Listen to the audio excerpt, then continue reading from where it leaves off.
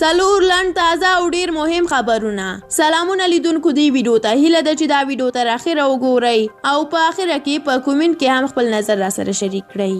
لومړی خبر، د ملي پخلاینې عالی شورا رئیس ډاکټر عبدالله نن سهار تاجکستان پلازمینې دوشنبې ته ورسید. نوموړي په خپل ټویټر کې لیکلي دي چې د دغه 2 ورځني سفر په ترڅ کې به د تاجکستان پر ولسمشر او لومړي وزیر سربیره د دغه هیواد له ګڼو نورو چارواکو سره هم وګوري.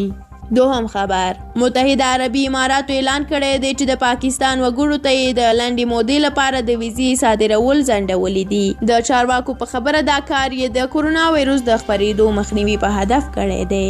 او د علي وزیر ژوند ولې له ګواښ سره مخ دی؟ د پښتون ژغورنې غورځنګ مخکښ غړي علي وزیر کورنۍ وایي چې د پولیسو له لوري تر نیول کېدو وروسته د علي وزیر ژوند له ګواښ سره مخ شوی دی.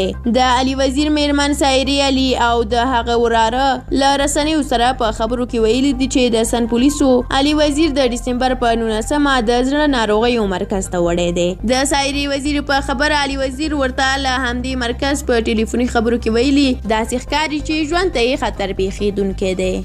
او اخیری خبر دا چې د ولسمشر لومړی مرستیال امرالله صالح وایي چې پرون په کابل کې د ولسي جرګې غړي خان محمد وردک پر موټریز کاروان برید کې د قربانیانو وروستی شمېر 60 کسانو ته ورسید چې 10 یې وژل شوي او 50 نور یې ټپیان شوي دي. ډیره مننه لیدونکو چې دا ویډیو مو تر اخره ولیدله. که مو خوښه شوي وي نو لایک یې کړئ. د لا ډېرو ویډیوګانو د لیدو لپاره زموږ د یوټیوب چینل سبسکرایب هیر نه کړئ. تر بیا الله مو مل شه او ښه وخت ولرئ.